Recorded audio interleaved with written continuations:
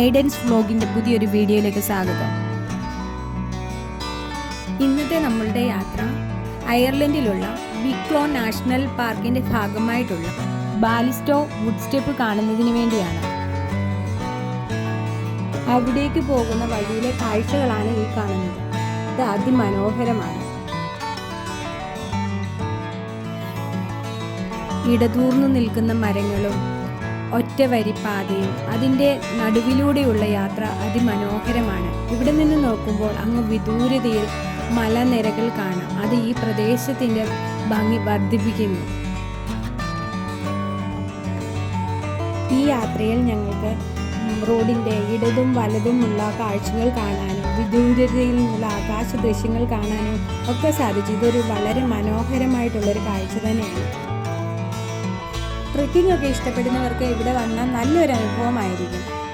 ഇവിടുത്തെ കാഴ്ചകൾ അവർക്ക് നന്നായിട്ട് ആസ്വദിക്കാൻ പറ്റും.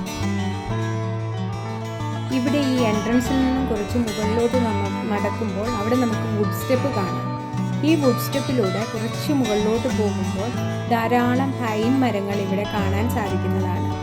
ഈ പൈൻ മരങ്ങളുടെ ഇടയിലൂടെയുള്ള യാത്ര നമ്മുടെ മനസ്സിനും ശരീരത്തിനും നല്ല കുളിർമ നൽകുന്നതാണ്.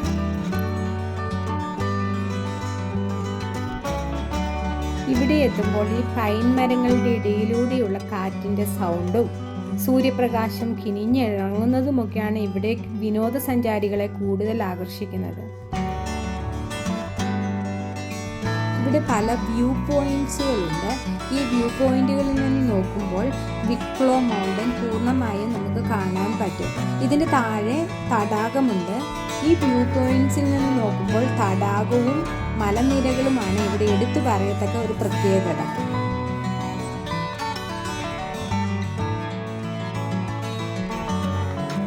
ഈ പൈൻ മരങ്ങൾ ഇവിടെ വ്യവസായിക അടിസ്ഥാനത്തിൽ വെച്ചു പിടിപ്പിച്ചിട്ടുള്ളതാണ്.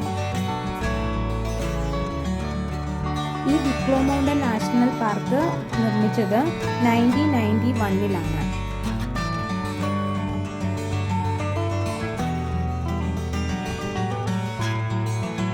ഇവിടുത്തെ പ്രത്യേകത ഈ വനത്തിൻ്റെ നടുവിലൂടെയുള്ള തടിപ്പാലമാണ്. ഇതിലൂടെയുള്ള യാത്ര വളരെ മനോഹരമാണ്.